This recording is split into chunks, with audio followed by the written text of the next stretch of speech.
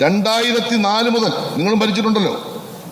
2004 മുതൽ 201 ആളുകൾ മരണപ്പെട്ടവർക്ക് പണം കൊടുക്കാതിരുന്ന കേരളത്തിൽ ഈ ഗവൺമെന്റ് വന്നതിന് ശേഷം ഞങ്ങൾ നടപ്പാക്കിയ അദാലത്തിൽ കോഴിക്കോടും തിരുവനന്തപുരമായി 167 കുടുംബങ്ങൾക്ക് 10 ലക്ഷം രൂപ കൊടുത്തു സാർ. അതുവഴി 15,82,67,500 രൂപ ഈ സംസ്ഥാനത്ത് മത്സ്യത്തൊഴിലാളികൾ മരണപ്പെട്ടവരുടെ കുടുംബങ്ങൾക്ക് കൊടുത്ത ഒരു ഗവൺമെൻറ്റാണ് ഈ ഗവൺമെൻറ് എന്ന കാര്യം നമ്മൾ ഓർത്തോണം സാർ. മുതലപ്പുഴയെ സംബന്ധിച്ച് ഞാൻ അധികം പറയുന്നില്ല, ഒരു കാര്യം കൂടെ പറയാം.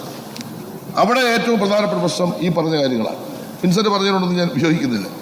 അടിയന്തരമായി ഡ്രഡ്ജ് നടത്തണം, അടിയന്തരമായി 124 കോടിയുടെ പ്രോജക്റ്റ് നമ്മൾ ഇംപ്ലിമെൻറ്റ് ചെയ്യണം, ഈ പറഞ്ഞ പൊളിച്ച പുളിമുട്ട് നിർമ്മിക്കണം. അത് ഈ നിർമ്മാണത്തിൻ്റെ ഭാഗമായിട്ട് ചെയ്യാൻ കഴിയും സാർ. ഗ്രോയിൻ നിർമ്മാണം അവിടെ ഏറ്റവും പ്രധാനമായി ഇതോടൊപ്പം തന്നെ ഒരു പദ്ധതി സംസ്ഥാന ഗവൺമെൻറ് കിബി വഴി ഇപ്പോൾ ചെയ്യാൻ ആഗ്രഹിച്ചു, അതിൻ്റെ പണം അനുവദിച്ചു.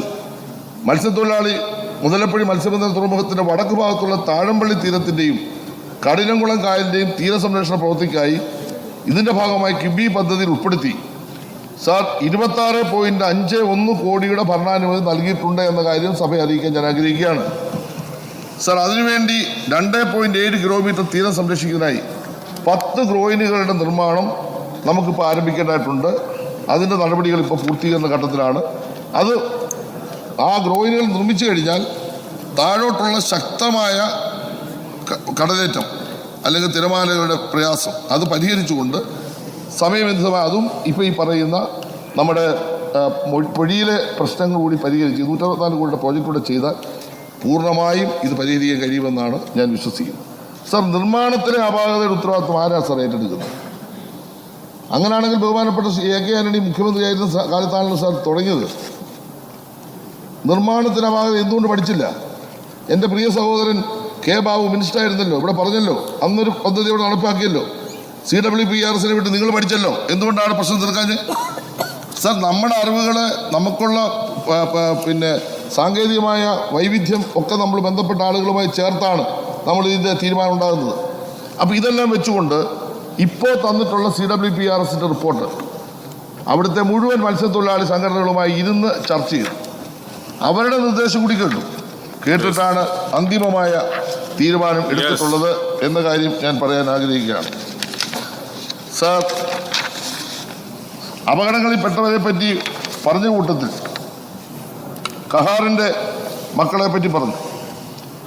അവിടെ 5/9/2022 കഹാറിൻ്റെ മക്കളായ ശ്രീ ഉസ്മാൻ, ശ്രീ മുസ്തഫ എന്നിവരെ മരണപ്പെട്ടു സാർ. അവരെ മത്സ്യത്തൊഴിലാളി ക്ഷേമനിധിയിൽ അംഗങ്ങളായിരുന്നില്ല. വിൻസെൻറ്റിൻ്റെ വികാരത്തോട് ഞാൻ പൂർണ്ണമായി യോജിക്കുന്നു. പക്ഷേ CMDRFിൽ നിന്ന് 2 ലക്ഷം രൂപ വീതം അടിയന്തര സഹായമായി അവർക്ക് കൊടുത്തു എന്ന കാര്യം കൂടി നമ്മൾ മനസ്സിലാക്കണമെന്ന കാര്യം പറയുകയാണ്. അവരെ കൈവിട്ടില്ല. ഇൻഷുറൻസ് എടുത്തിരുന്നെങ്കിൽ 20 ലക്ഷം രൂപ കിട്ടിയില്ല. ഇൻഷുറൻസിൽ അങ്ങനെ അംഗമായില്ല സാർ. അതുകൂടാതെ 10/7/2023 മരണപ്പെട്ട 4 പേരിൽ 3 പേർക്ക് ഓരോ ലക്ഷം രൂപ വീതം CMDRFിൽ നിന്ന് അനുവദിച്ച് കൊടുത്തിട്ടുണ്ട്. ക്ഷേമനിധിയിൽ നിന്ന് 10 ലക്ഷം രൂപ ബന്ധപ്പെട്ടവർക്ക് നൽകാൻ ഇൻഷുറൻസിൽ അംഗങ്ങളായവർക്ക് നൽകാനുള്ള നടപടികൾ സ്വീകരിച്ചു. ഭൂരിപക്ഷം കൊടുത്തു കഴിഞ്ഞു. പിന്നെ ബഹുമാനപ്പെട്ട അംഗം സൂചിപ്പിച്ചത് 26/2024 മരണപ്പെട്ട വിക്ടറിൻ്റെ കുടുംബത്തിന് സാർ 10 ലക്ഷം രൂപ, അതിൽ ഇൻഷുറൻസ് അംഗമാണ്, ഏറ്റവും വേഗം ആ പണം കൊടുക്കാനുള്ള നടപടി സ്വീകരിച്ചു കഴിഞ്ഞു. അദ്ദേഹത്തിന് പുനർഗമന പദ്ധതി പ്രകാരം ഒരു വീട് ഇപ്പോൾ അനുവദിച്ചിട്ടുണ്ട്. ഇതിൻ്റെ ഭാഗമായി സാർ ആ കുടുംബത്തെ മത്സ്യബോർഡിൽ നിന്നുള്ള മറ്റ് സഹായങ്ങളും നമ്മൾ ചെയ്യാൻ തീരുമാനിച്ചിട്ടുണ്ട്. മരണപ്പെട്ട ആളുകളെ സഹായിച്ചുകൊണ്ട് കുടുംബങ്ങൾ അനാഥമാകാതിരിക്കാൻ ഒരു ഗവൺമെൻറ്റിനും മനുഷ്യനും ചെയ്യാവുന്ന സകല കാര്യങ്ങളും അവിടെ ചെയ്തിട്ടുണ്ട്. ഞാൻ അവസാനിപ്പിക്കുകയാണ്. മുതലപ്പുഴയിൽ അപകടങ്ങൾ ഒഴിവാക്കുന്നതിനും രക്ഷാപ്രവർത്തനങ്ങൾക്കും ആവശ്യമായ എല്ലാ മുൻകരുതൽ നടപടികളും സർക്കാർ സ്വീകരിച്ചിട്ടുണ്ട്. സമയബന്ധിതമായി അത് നടപ്പാക്കാൻ കഴിഞ്ഞ 2 വർഷം കൊണ്ട് പഠനം നടത്തി റിപ്പോർട്ടാക്കി മത്സ്യത്തൊഴിലാളികളോട് സംസാരിച്ച് അവിടെ അഭിപ്രായങ്ങളെല്ലാം കേട്ട് അന്തിമമായ തീരുമാനം കേന്ദ്ര ഗവൺമെൻറ് മുമ്പിൽ അവതരിപ്പിച്ച് തത്വത്തിൽ അംഗീകാരം മേടിച്ചു എന്നതാണ് അഭിമാനത്തോടെ തന്നെ ഞാൻ പറയുന്നത്.